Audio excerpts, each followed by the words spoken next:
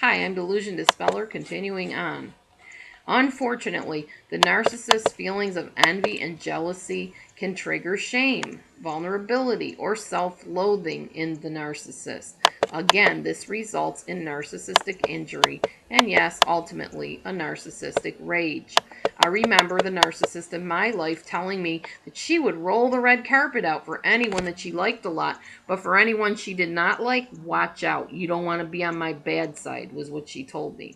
I also remember how it felt to be on her bad side, because I got my turn at that in the end. She was telling on herself when she warned me about how I didn't want to be on that side of her. She wasn't kidding. My husband has a saying, take no prisoners, and narcissists don't.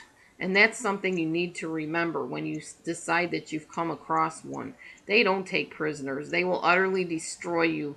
They rarely ever just slink out of your life without leaving some kind of damage behind and carnage. The Bible talks about having self-control. Narcissists fear losing control of themselves and letting their inner self come to the surface. They constantly feel unsafe and they try to be in charge of every aspect of their lives. This makes the narcissist extremely abusive. They sense that something isn't right in their relationships, so they seek to control their victims in order to avoid dealing with their deep inner feelings of inadequacy and worthlessness. They always need to know what's happening next. They always have to be in control. And yes, this also makes them obsessive-compulsive. It's very common to see OCD in narcissistic relationship and narcissists. Originally, the narcissist might seem to be very self-controlled, bubbly, intelligent, charismatic, charming, and a real socialite. They build up a false rapport with their victim so that the victim will feel secure with the narcissist.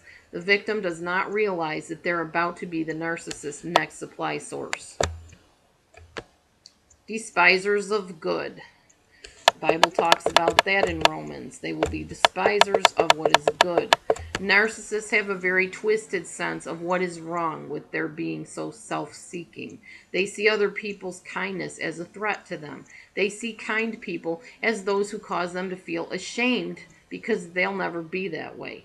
They boast about how they're good humanitarians, good Christians, moralistic, caring, the best friend you'll ever have, the best lover, the best husband, wife, whatever. But they actually have no true conscience when it comes to telling lies or hurting people or seeking revenge. As long as doing those things results in them receiving that narcissistic supply that they so desperately crave. Betrayal. The narcissist is not even remotely interested in establishing a relationship bond with their victim. So if you're with one, don't anticipate that it's going to be a long-lasting, loving, close relationship. They're not in it for that. They never were.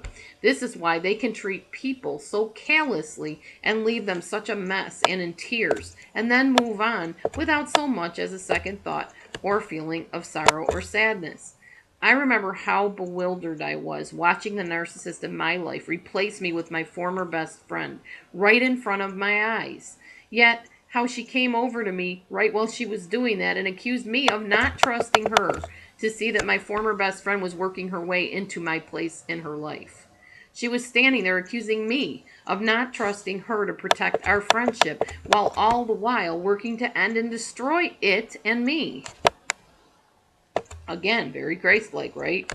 The narcissist begins with the idealization phase. The victim will be wined and dined by a seemingly wonderful, amazing, caring person. The victim will feel like he or she has indeed met their soulmate.